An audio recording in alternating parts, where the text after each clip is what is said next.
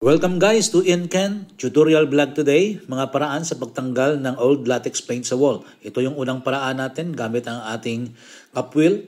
Another method, ito yung isa pa, gamit ang cup brush. Ito yung mga paraan na hindi gumagamit ng chemicals guys sa pagtanggal ng mga old at saka mga hardened latex paint sa wall. Unang paraan natin is using the cup wheel. Ngayon, ilagay na natin para maipakita ko sa inyo, para ma-demonstrate natin. Hindi tayo gumagamit ng mga chemicals. Ito yung mga very easy at mabilis na paraan. So guys, take note, kailangan natin gumamit ng face mask dahil hindi natin maiwasan. Medyo maalikabok ng konti ang trabaho natin.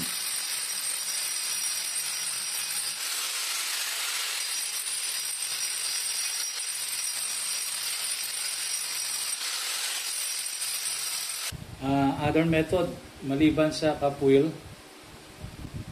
meron tayong isa pang tinatawag na cup brush. Ito.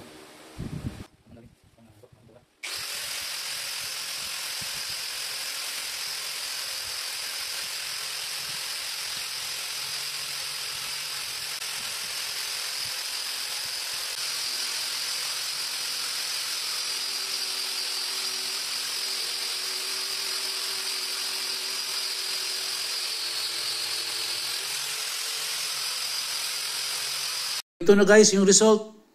May mga hindi naman matatanggal na masyadong makapit talaga na paint. So yung gagawin natin, iliya na lang natin.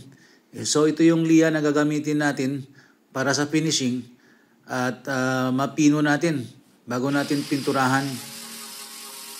So sana itong ating tutorial guys ay makakatulong sa inyo at makabigay sa inyo ng mabilis na paraan sa pagtanggal ng mga old hardened latex paint sa wall.